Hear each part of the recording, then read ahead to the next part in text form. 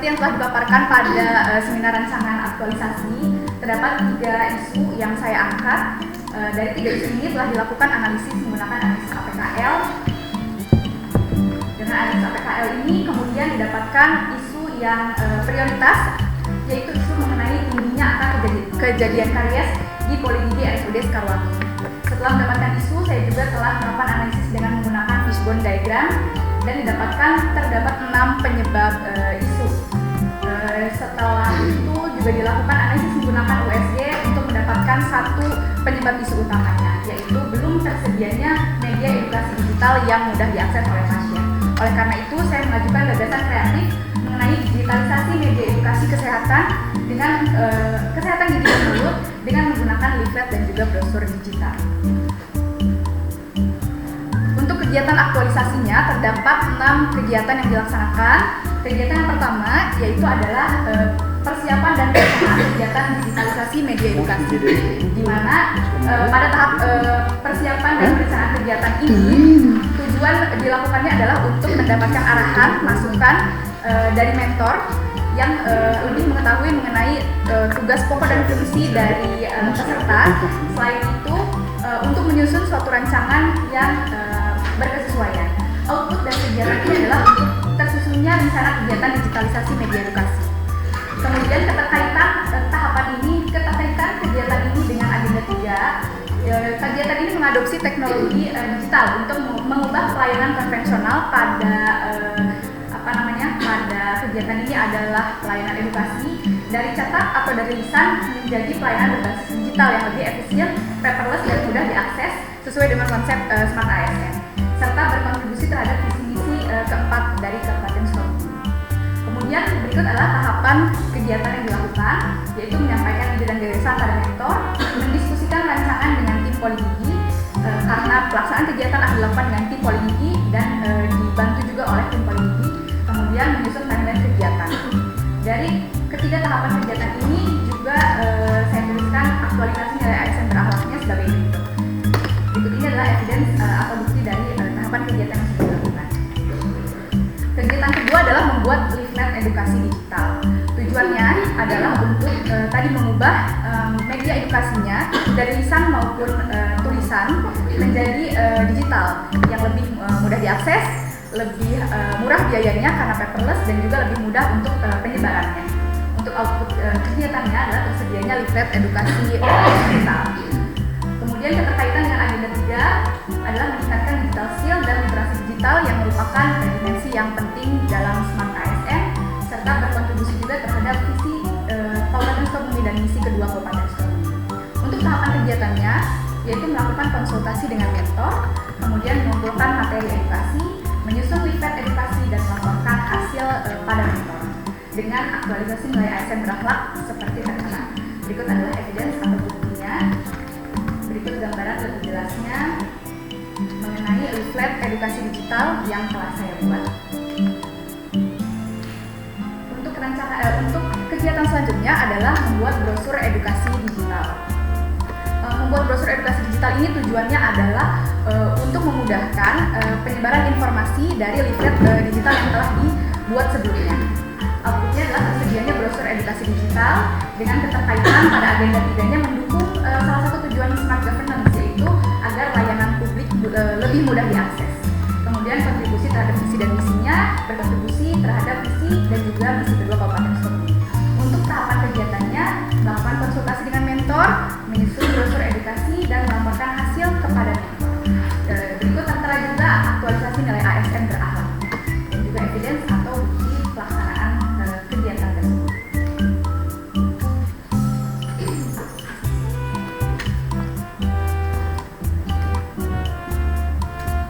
Kemudian kegiatan yang keempat adalah membuat form survei kepuasan pasien. Tujuan kegiatan ini adalah untuk nantinya mengukur tingkat kepuasan, tingkat kepahaman, dan juga mendapatkan feedback balik dari pasien setelah dilakukan edukasi. Output dari kegiatannya adalah tersedianya form survei kepuasan pasien, di mana keterkaitan dengan agenda 3-nya form survei kepuasan ini adalah bentuk transparansi dan komitmen dalam menjaga kualitas layanan sesuai dengan prinsip Smart Governance. Kontribusinya terhadap visi dan juga misi kedua dari Kabupaten Sukabumi.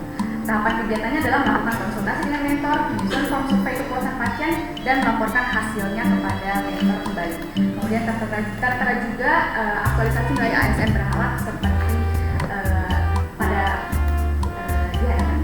evidence-nya seperti tertera di bawah. Kemudian ini adalah kegiatan utamanya, yaitu pelaksanaan kegiatan edukasi. Tujuannya tentu saja untuk memberikan akses edukasi kesehatan gigi dan mulut yang lebih mudah, lebih murah, dan juga lebih mudah penyebarannya kepada pasien, di mana tahapan kegiatannya kurang lebih dilakukan di ruangan poligigi sebelum ataupun sesudah melaksanakan tindakan pada pasien. Jadi ketika dilakukan konseling kepada pasien, di mana pasien akan diarahkan untuk melakukan scan pada barcode yang akan mengarahkan langsung kepada leaflet digital yang sudah dibuat. Output dari kegiatan ini adalah pelaksananya kegiatan edukasi, kemudian keterkaitan dengan agenda-agendanya, terdapat penerapan digital skill dan digital culture yang mendukung prinsip smart governance dan juga berkontribusi terhadap visi Kabupaten Sukabumi dan misi keempat Kabupaten Sukabumi. Untuk tahapan kegiatannya yaitu melakukan konsultasi dengan mentor, melakukan edukasi kepada pasien, mengisi form survei kepuasan pasien, dan melaporkan hasilnya kembali kepada pasien.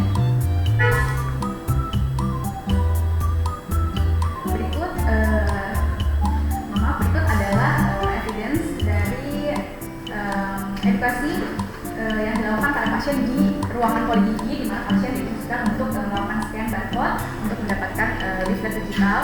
Kemudian saya juga melakukan edukasi di ruang tunggu poligigi kepada pasien yang sedang berstudi. Kemudian kegiatan keenam terakhir adalah monitoring dan evaluasi kegiatan yang tujuannya adalah untuk mengukur dan menilai efektivitas atau hasil dari edukasi yang telah dilakukan kepada pasien. Outputnya adalah laporan monitoring dan juga evaluasi. Kemudian keterkaitan dengan agenda 3 implementasikan manajemen kinerja ASN berbasis data dan juga prinsip inti dari smart governance. Kemudian terdapat kontribusi juga terhadap visi dan juga misi ketiga Kabupaten Sukabumi. Untuk tahapan kegiatannya yaitu dilakukan rekapan data dari form survei kepuasan, kemudian menganalisis hasil survei, membuat laporan hasil kegiatan edukasi, dan melaporkan kembali hasilnya kepada mentor. Berikut kurang lebih rekapan dari hasil pengisian form survei kepuasan pasien, di mana terdapat 5 poin pertanyaan yang dicantumkan pada form. Ini adalah tabel matriks capaian aktualisasi nilai-nilai dasar ASN, di mana dapat dilihat perbandingan dari aktualisasi rancangan itu sebanyak 71 nilai, dan dari aktualisasi terdapat 102 nilai yang dilaksanakan. Kemudian penanganan isu dengan gagasan kreatif. Jadi hasil dari pelaksanaan kegiatan edukasi ini saya menampilkan data laporan 10 besar penyakit rawat jalan umum di Poligigi RSUD Sekarwangi. Yang pertama ini adalah data sebelum dilakukan edukasi, dan gambar yang kedua adalah data setelah dilakukan edukasi. Gambar pertama ini diambil 10 besar penyakit pada periode bulan Oktober, dan yang kedua adalah periode bulan November setelah dilakukan aktualisasi. Hasilnya adalah persentase diagnosa karies menunjukkan penurunan sebesar kurang lebih 13,3% dari 85,3% pada bulan Oktober 2025 menjadi 72% pada bulan November 2025. Kemudian setelah itu saya juga melakukan analisis mengenai hasil pengisian dari dari form survei kepuasan, di mana tingkat kepuasan pasien itu sangat tinggi dengan skor rata-rata 4,8 dari skala 5 pada setiap pertanyaan. Kemudian pemanfaatan gagasan kreatif ini diantaranya ada pemanfaatan bagi penulis itu sendiri, yaitu adanya peningkatan kompetensi sebagai ASN, adanya penguatan profesionalisme ASN, dan peningkatan efisiensi kerja. Selain itu terdapat pemanfaatan bagi instansi, yaitu peningkatan mutu pelayanan dan edukasi, penguatan citra insani.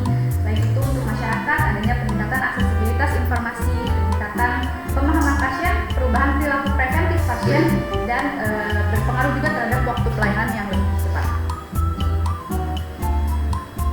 Kemudian seperti tadi sudah ditampilkan di awal, terdapat 5 penyebab isu yang dicantumkan tetapi belum dilakukan penyelesaian.